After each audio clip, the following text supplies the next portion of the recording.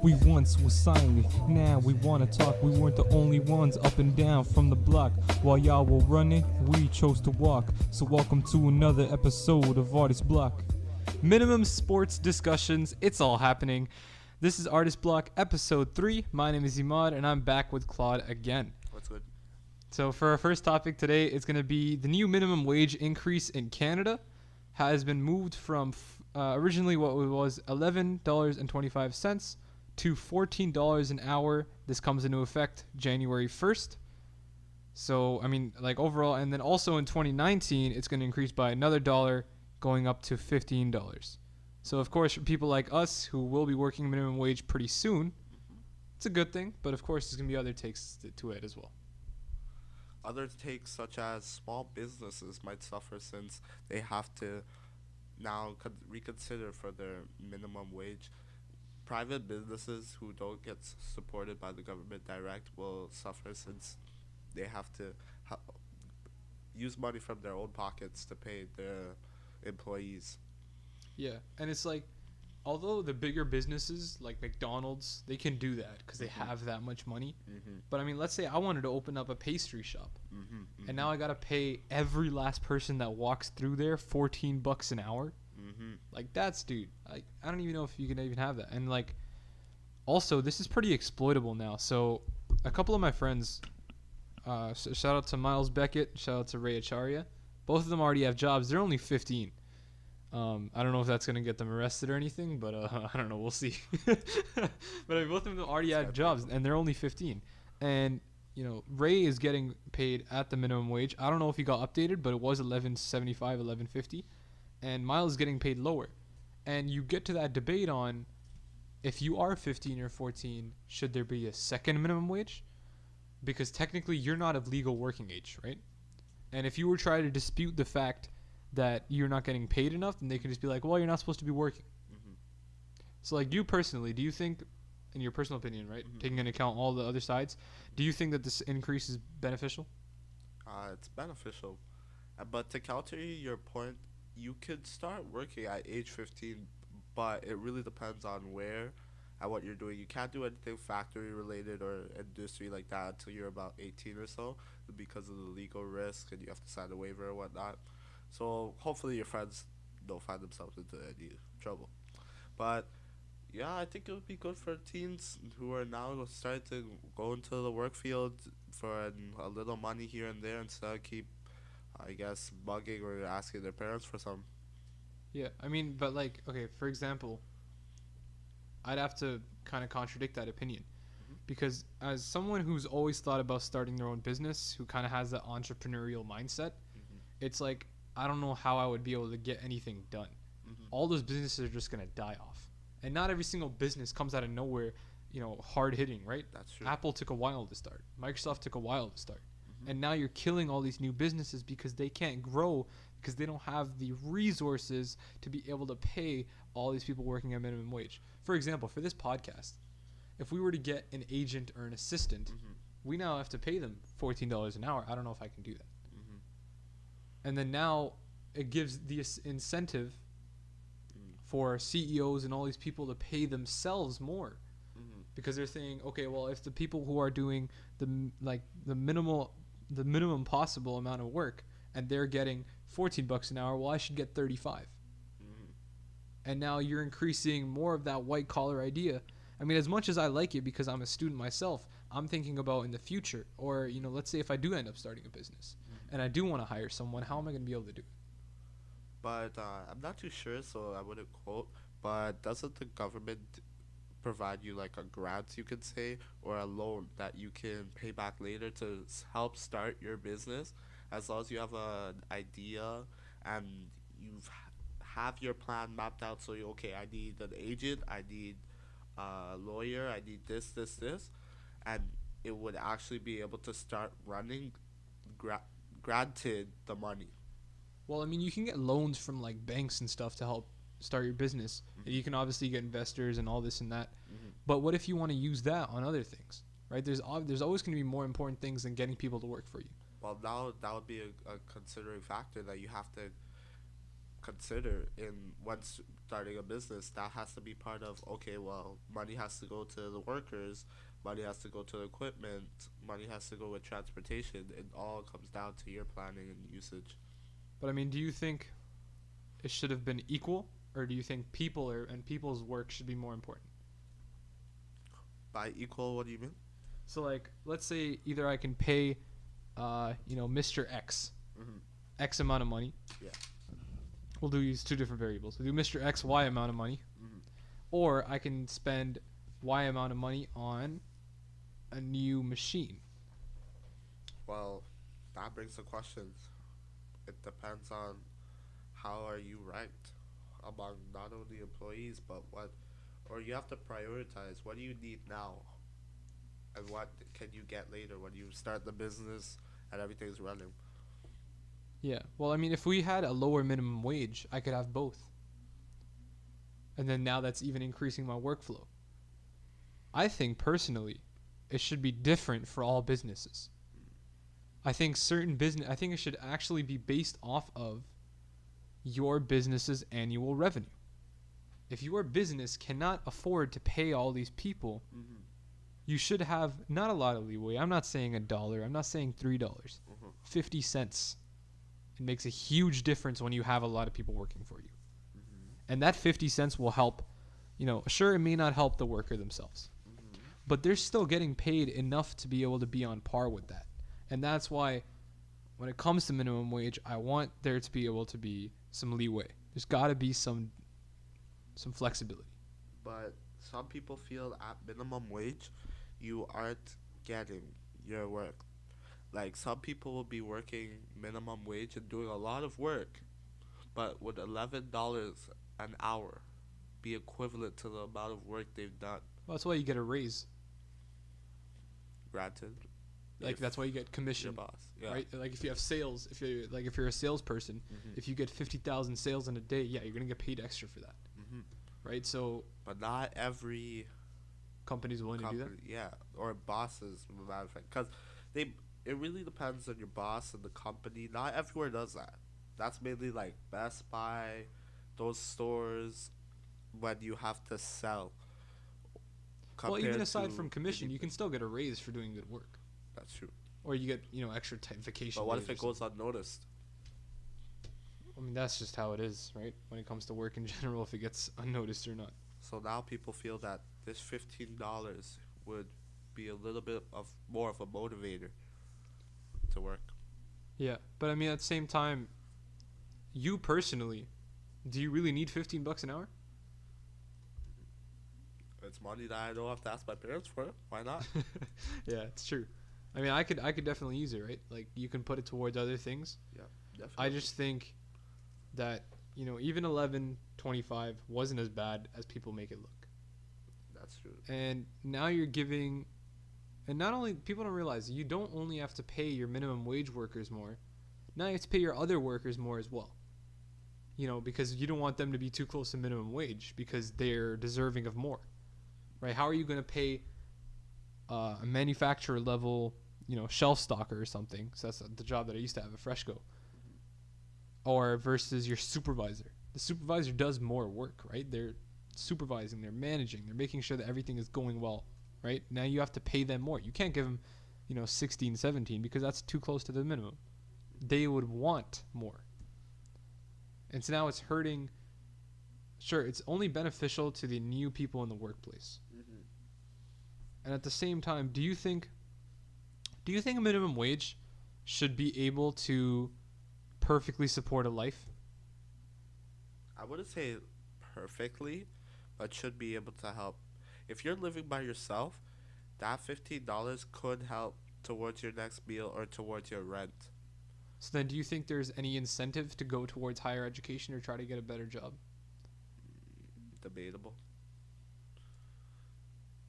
Because some people would want to compared to some people who don't. So to them it doesn't really matter. To the people who don't want to, it doesn't really matter, right? Compared to the people who want to, they're like, oh, I need this, I gotta do it. So yeah, it really depends. So that kind of wraps up, minimum wage. Let's talk about another minimum that affects us. Oh yeah. So the minimum driver's age is 16, but it's only for your G1. So what do you feel about? How do you feel about that, Emma? The thing is, I remember we talked about it in episode 1. How do you regulate or figure out or evaluate, maturity? Yeah. And I think there should be a way in which kids from 15, because I feel like, so I'm 15 right now. I'm going to turn 16 in September. You turn 16, what, February? February, yeah. Yeah. The maturity level between me and you should basically be on par because we've done the same amount of stuff. Why should I have to wait all the way down to September and then you get to do it in February? I guess that's true. But in the long run, you would wait almost equivalent because it is 8 months to 1 year. You have to wait before you can upgrade to your G2, before you can ride without another person that is qualified over 4 years of driving experience. So the months between you and me, unless I take a driving school, comes that could be the difference right there. If I don't take a driving school and you do, your 1 year goes down to 8 months. So let's see, we got February, right? February, March, April, May, June. right, June, July, right?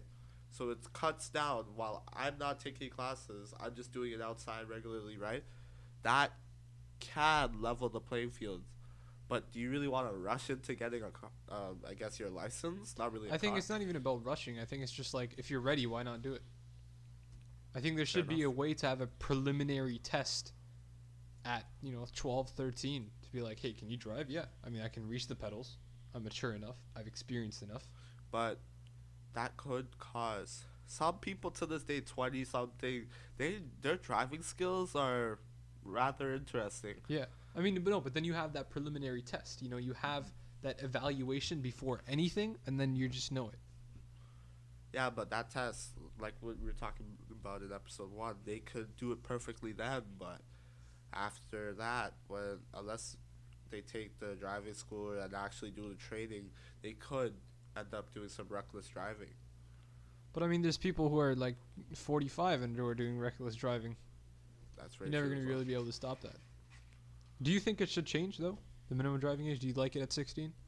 Yeah, I think 16 is a good age. It's from a child's transition from, I guess, adolescence to starting to become an adult. Because as soon as you reach 18, you're qualified as an adult.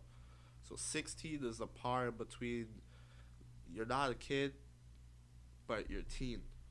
And in your teen years, you're leading up to become an adult. So 16 is a good age. 2 years from adults, qualifying as an adult, that's pretty good. Yeah. Well, I mean, how much does an adult really get you? Right? As an adult, I find at 18 you can't really at 19 you drink, at 18 you vote, right? And at 16 you're driving. Mm-hmm. I just feel like, okay, do you feel like right now, or even a year before, if someone said, hey, can you take the driver's test, would you be able to do it? With practice? Yeah. Exactly, with practice. Do you think you'd be able to go on the road confident? Practice, yeah. Exactly. So, I mean, we'd still be able to change it if we could. But how many 15-year-olds are going to put in the work? Okay, what age do you want to change it to? Change to 14. 14, okay. How many 14-year-olds are willing to put in the work to drive? The ones that want to drive. Driving is not a right. We don't need drivers on the road. In fact, we need drivers to not be on the road. Try to get other alternatives. Fair enough. But do you think it's safe to have a 14-year-old, let's say a little shaky? They pass the test and everything, but they're not fully confident by themselves on the road. Do you think it's a good idea to put them on the road? Yeah. Well, I think that debate right now, you bring up a good point, but I think in a couple of years, like 2019, 2020, when there's self-driving cars, yeah, then there would be no need. No need for lessons at all. So what if your self-driving car malfunctions? Well, I guess that's true, but I think that's like a whole different thing itself. I think self-driving cars should be mainly used for people impaired who can't afford to drive by themselves. That way, the risk of any malfunction is very small at the beginning, and then they can start to, as soon as they get rid of those bugs, they can start expanding it a little bit more. But first and primarily, it should be for impaired or who can't drive, like people who don't have arms, who lost their arms in, I guess, war. You could say a firefighter, or people who can't use their legs. Somebody who's paralyzed. Yeah, sure, they're still gonna have to have somebody there to help them wheel them out, but now it's less of a hassle and less. You would have. I guess that's gonna cut down jobs as well, because some people are dedicated caretakers. Yeah. But self-driving cars could help people get around who are impaired. But I mean, okay, so it goes to the point. The whole thing with self-driving cars, people always bring up the point. Can I sleep in my car? Would you allow that? I don't think you should be sleeping and letting us. So currently the law, if I'm not mistaken, correct me if I'm wrong, but currently the law is that you still have to be present and ready on the wheel. And self-driving cars are not perfect. Steve Wozniak, the co-founder of Apple, or former co-founder, he said that his Tesla didn't even stop at stop signs and red lights and missed some of them. Can you imagine that for even an impaired person? If they couldn't drive in the first place, how would they be able to save that? I guess. If their hands can't be on the wheel, they can't save it. You know, if someone who's sleeping is not even paying attention, boom, you're gonna get hit. And you compare that to a kid who can actually find a way to problem solve in that kind of way. But again, what if it really depends on that kid? If that kid is a little bit more shaky than compared to me and you, were confident, ready to jump into that car, would they really? They would panic at the wheel of the car, either making the matters worse or barely surviving that collision or crash. Well, then there should be a different. Don't you think there should be a better fail-safe version of that? So, like, for example, as a kid in a self-driving car, if some crazy stuff is happening, boom, it just like pauses or something, you know? Do you think there should be a different license for a self-driving car? Like, I don't think so, because as you said, you would need to learn how to drive first, in case anything happens. So you would be able to keep the regular G1, G2, G, and not have to create any more. Because, like, for example, you have motorcycle licenses and you have truck licenses. Yes. So there should just be the same for... Because you have to do G, at least G, I think G1, before you can do truck, bus, anything like that. You have to do, I think, at least G2 or something. Yeah. The only license you can get without a G or G1 is motorcycle. Yeah. But do you think that should change? How come do you think if you have a motorcycle, you don't need to have a regular driver's license? No, I think the way that they have it right now is fine. It's a different animal, right? There's so many different more things you gotta learn about a car and a motorcycle that are just drastically different, right? With a motorcycle, you got 2 wheels. Car, you got 4 or 3 with some of those other ones. And also, with a motorcycle, you're in the open, and when you turn and things like that. But that's aside from the point. Would you even change that? I think the motorcycle minimum age, is that still 16? I believe so. Don't quote me on that, but so let's check the computer. Motorcycle license minimum age. Licenses are required for operators at least 16 years old. Learner's permits are available for those aged 14. See? So you can get a learner permit at 14 for a motorcycle, but you can't go in for a car? See, that's where the debate is sparked. I think if you can get a learner's permit for a motorcycle at 14, then you should be able to with a car. Yeah, Cars, exactly. 4 wheels compared to a motorcycle, which is 2. Driving laws, AAA. Oh, shoot, that's America. Motorcycle license minimum age, Canada. This guy is hooked up. I'm sorry, folks, but Class Imaad 7 may have drivers. stated some invalid A consent. information. What the hell is a class 7 driver? Do you know all those classes? Class 7. I believe. Oh, class 6. The minimum age Class to 6. obtain this license is 16. Okay, never mind. See, Well, let's talk about that then. If it's 14, if it were to be 14. if it were, motorcycles, I don't agree with that at all. But cars is a little bit more reasonable. Like you said, some 14s are mature enough to do so, and some are brave enough. But again, I'm gonna stand by if a kid is scared and is panicking in the car. Well, that's why you're getting a learner's permit. I mean, what are the laws on a learner's permit? I don't even think you can do a lot of things. I think a learner's permit at 14 is fine. I just don't think. Okay, so let's say for example, if we were to play this out, if you got your learner's permit at 14, imagine how good of a driver you would be at 16. That is true. I mean, yeah, sure. The difference between that's when you go into like hands-on driving versus just reading. I think that's a whole different thing. I don't think you can learn the pressures or the ideologies of driving just from a book. I think you really have to drive. Yeah, I think having the book. It teaches you about the laws and what you can Yeah, do. it's laws and maybe and what more or less what the signs mean, like when you see a four-way or the lanes are closing, and that stuff. But there should be like a driving simulator that you're literally in a car, but you're not moving or anything. It's almost like VR. You're in the car. You feel like you're moving, but you're not really going anywhere. Yeah. Like 3D or 4D, something like that. Or now with all the VR simulations, you should. I think they actually have that. I mean, I was pretty sure. I know they have that for planes, but I'm not too sure if they do for cars, because that would be very beneficial. Pardon me. That's a lot of money though to get all those. But But oh wait, shoot, they do have you it. don't have to It's a have driver it, it's just a simulation. class. Yeah, driver simulation program in London, Ontario, pretty close to us. It's called DriveWise, and it's a driving school that offers classes in simulated driving as part of our new driver training program. What if that? I don't even think so. That I think you need a learner's permit for. Imagine if you get a learner's permit at 14. So with a learner's permit, you guaranteed cannot drive on your own, but you still can go behind the wheel with your learner's permit and drive with someone with a G or a G2, and then they can help you out, because by the time that you're at by the time that you get to 16, you'll be ready for all that. And I think that's better, because if you have those 2 years of experience just being behind a wheel for however long that you can go, then you'll be better when it comes to 16. Yeah, but then it comes to the question, does everyone deserve the right to drive a car? Some people who have license for a car, do they really deserve it? The way they drive on the road? Well, that's what the police are for. To monitor. Well, the police aren't everywhere. And the police kind of stop at wrong.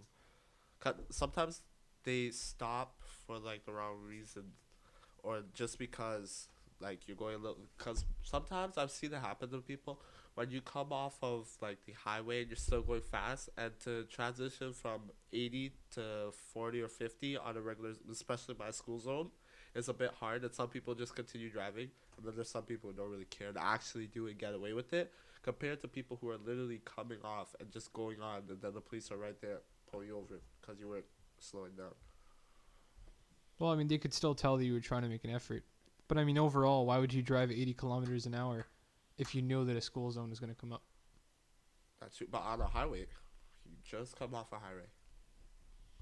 Yeah, that's true. Literally exiting a highway. Yeah. So I mean, no. But then the thing is, if you switch that to like, okay, so let's say with the learner's permit, I know right now, by the age of 12, you can drive on private property. So let's say I had 50 acres of land. I only have about one. If you had 50 acres of land, I could get a car, drive it around right now. No problem. Because it's private property. If we changed, let's say there's like a radius around your house in which you can drive, then yeah, shouldn't you be allowed? I don't know. What do you think? I think it really depends. But yeah, it really depends. Because if you're in a circle, yeah, definitely you just have that small piece to go around. But when there are houses on the opposite side, people are backing out, coming in, you have to be very careful and watching. Yeah, well, And I mean, of course, with a learner's permit, you shouldn't be allowed to go anywhere without a supervisor or someone. They'll help you out. Yeah, I mean, if you're 14, I think they should. That should be the thing, you know. It should be at 14 you get his learner's permit, and you can't even take the G1 test until 16. How about that?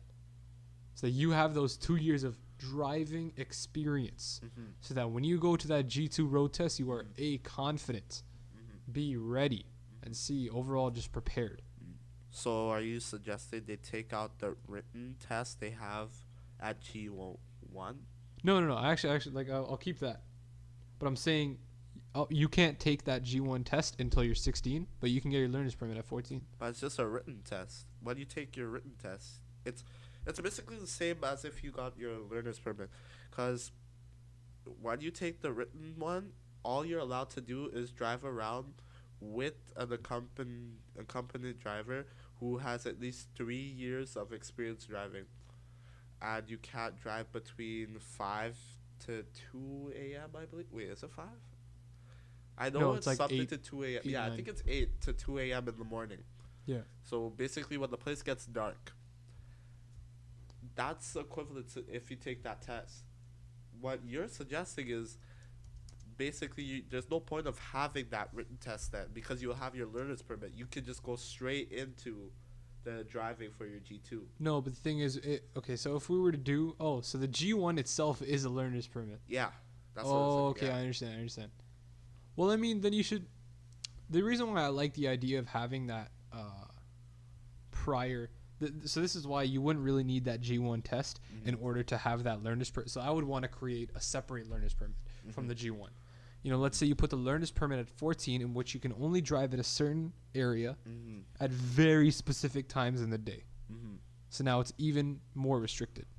But you still have the chance to go behind that wheel, drive around with your drive around the block with your dad or your mom, whatever, and that gives you the chance to understand how a car works.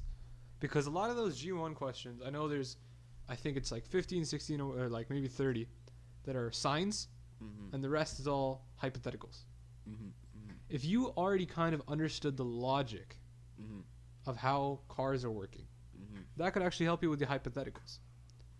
And I don't think, okay, so let's say you have, after you do your G1, so this is the real system. After you do your G1, you have 8 months with driver's ed or 12 months by yourself. Yeah. In those 12 months, are those enough time to get you fully confident? Most times, yeah. Most times. What if we up that down to 2? Why not? 2 years or 2 months? 2 years. 2 years, definitely. Definitely. You'd know more, right? Yeah, definitely. So let's take that 2 years and let's put it starting from 14 and going all the way up to 16. That could work. Yeah. I mean, Then there would be no point of really having driver's class unless you change the driver's class to take 14-year-olds as well. no, I wouldn't do that. I would do Why not? driver's ed would be after G1 because your learner's permit, you are learning from your company driver.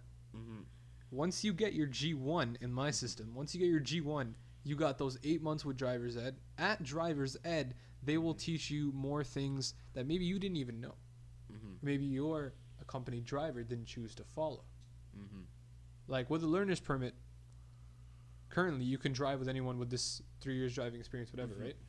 You don't know if they're the best driver either, right? There could be some things that they don't even follow, but you trust them, right? But then it comes down to, at the end, are you forever going to use what the driver ed is teaching you, such as by the book all the time, 2 hands on the steering wheels at all times, no drinking, no nothing in front, checking all the time?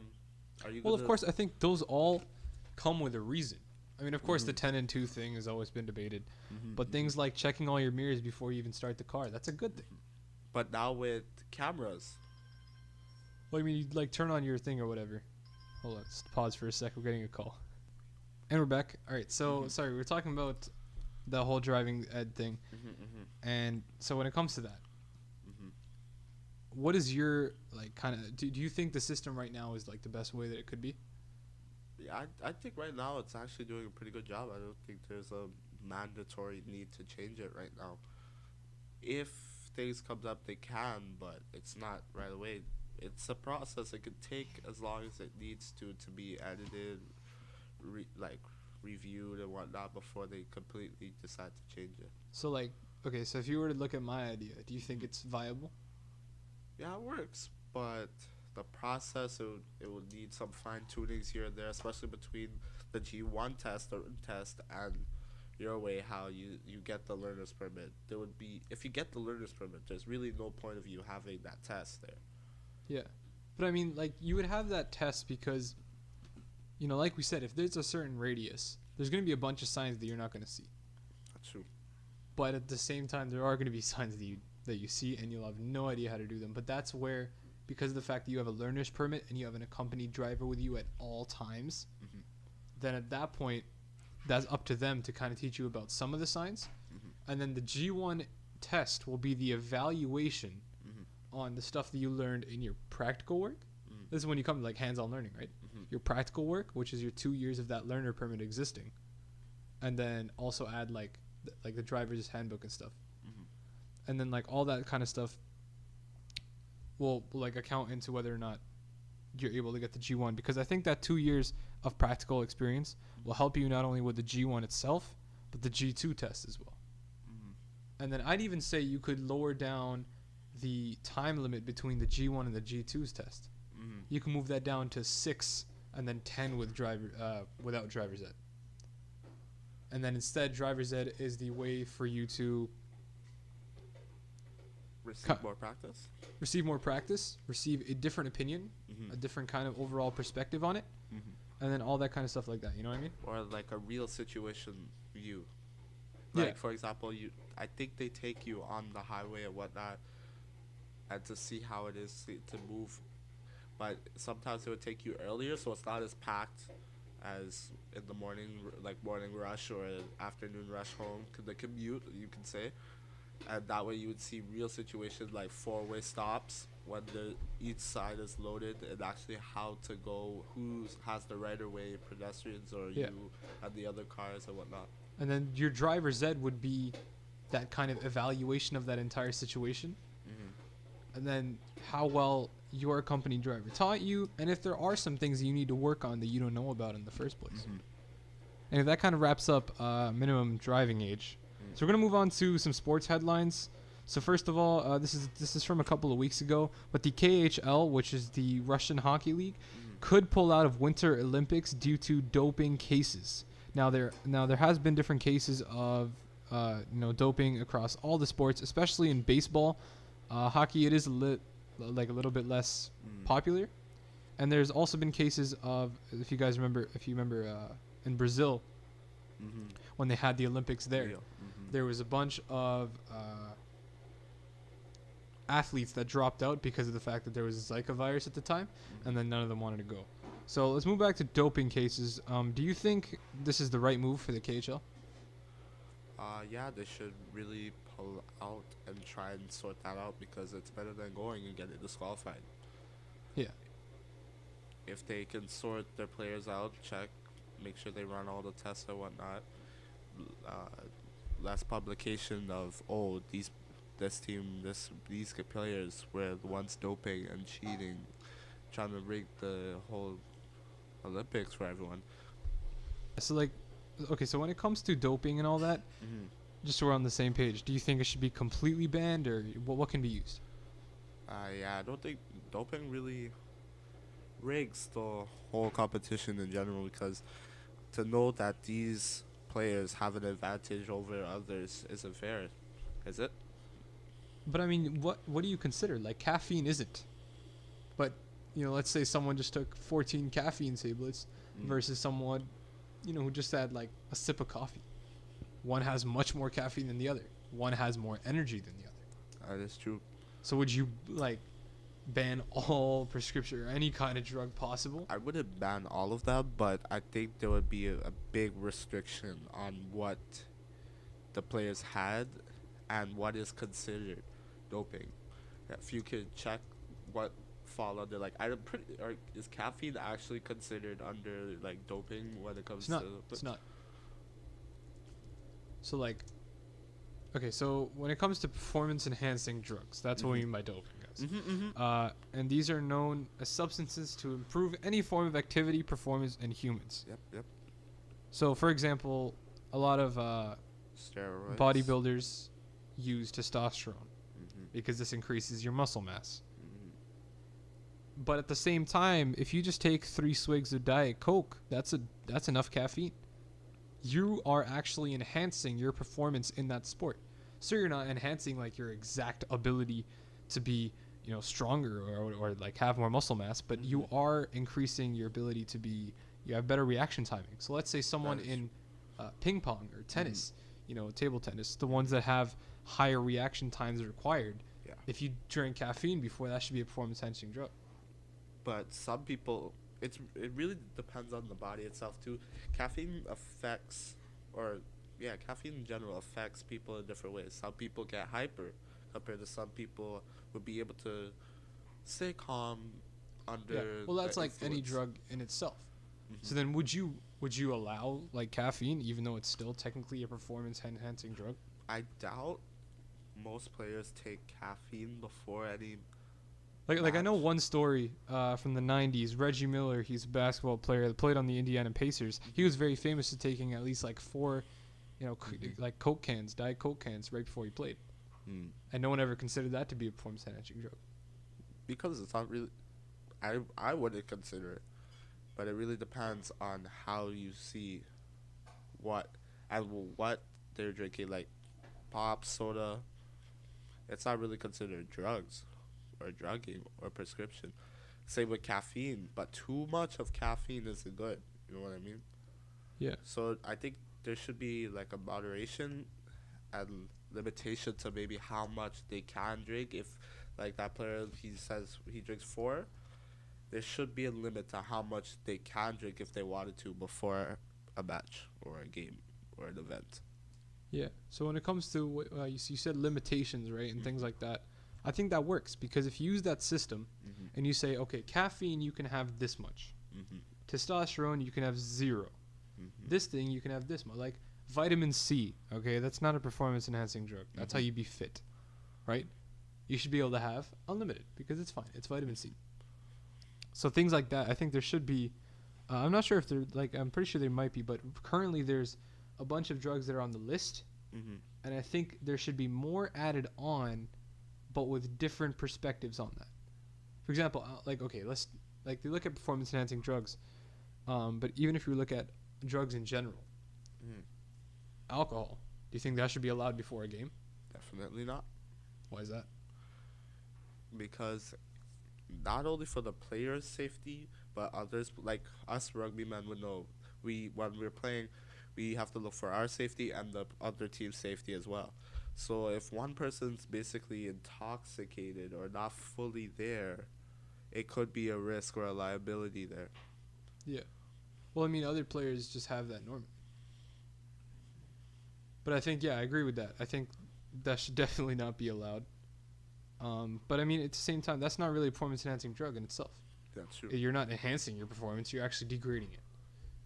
So, I mean, that'd be your choice at that point. Yeah, to be honest, it really depends. If you're going to drink alcohol before, that's kind of your loss. I don't know how that will benefit you. But do you think times. it'll be the loss of other players on field, court, whatever, as well? Maybe if it was a team event, his fellow teammate, but solo, I don't. That would be his personal loss. So then you would allow it? Like, let's say tennis. Like a tennis player says, I Mhm. want to drink 3 beers right before the game. I wouldn't recommend it to him, but if it's their choice, their free will, right? So in that case, it's not a performance enhancing drug, performance degrading, so we don't really care. You can do whatever you want. I'll say. Anyway, talking about someone who is not on steroids, but definitely a great player. Toronto Raptors shooting guard DeMar DeRozan scored 52 points against the Milwaukee Bucks on January 1st. Insane. This is absolutely insane. This is his career high. I think it's people like this who you really look up to really represent Toronto. So he did surpass Vince Carter and Terrence Ross's record of the highest Raptors score, which was 51 points. I mean, what are your thoughts? I think it's pretty amazing. Some people even how he has a quote now, is he even human? It's going around almost like a hashtag. It's actually pretty funny. Yeah, I mean, like DeRozan himself, I think when it comes to Toronto sports, definitely TSC won last year. That's a great thing. Actually, moving into the conversation onto like a kind of more intense topic. This year, amongst others, and pretty much every other year, the Toronto Raptors have never had a Christmas Day game. Do you think that Toronto in itself is kind of like an overlooked city when it comes to these kind of leagues? By overlooked, what do you mean under or overrated? I would say like underrated. Not underrated, but like overlooked when I mean like, the Toronto Raptors are second in the conference right now. Mm-hmm. we're better than the Cleveland Cavaliers. Mm-hmm. Yeah, we didn't get a Christmas game, and instead New York Knicks, which are still one of the bottom teams in the league, constantly get it each year. I think it really depends. Do the players really want to play on that day? Yeah, I mean, DeMar DeRozan and Kyle Lowry were livid at the fact that they didn't get it. Yeah, I think we should. We should definitely, especially our players are improving. Why not? Yeah, I mean, the Christmas Day games are so like well regarded as the games for entertainment, and Because most people will be home watching, or most people will try and get there since exactly. not a lot is going on. And if you look at it, we're not a small market. Okay, Toronto's a pretty big city in itself. We do have a lot of money. You know, we're getting money from the government and all these different things. We have the fan base, so why not? And they always look at big market teams to use when it comes to Christmas Day games, New Year's Eve games, all these things. You know, I'm happy that they got the New Year's Day game at least, but I mean, that's not even regarded as something that's that huge, because by then people are kind of off the whole holidays thing.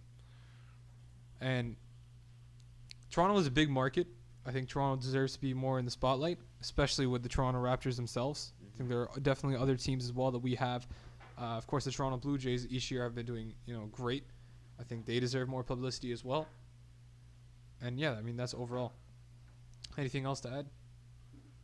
I feel as well they are a bit like Toronto in general. It's a bit underrated, and it would be beneficial even if to go to these games and lose. It would be able to broaden or more exposure, and maybe we'd get bigger fan base. And if the players, I think, would be self-motivated to want to play better just so they can play on that day, because if so many players were mad that they couldn't go, they would try their hardest to get there. It's like a goal for them. Yeah. So it would be very beneficial. So that concludes this episode of Artist Block. Claude, where can they find you? You find me on Instagram at Ninja Claudio. Yep, you can follow me on Instagram at imaad.jm or on Twitter at imaadjm. Be sure to follow our Twitter and our Instagram at artistblockpod, or if you want to request a topic, come up here and talk with us for a little bit. Make sure to email us at artistblockpod@gmail.com. This concludes your episode. See you guys later.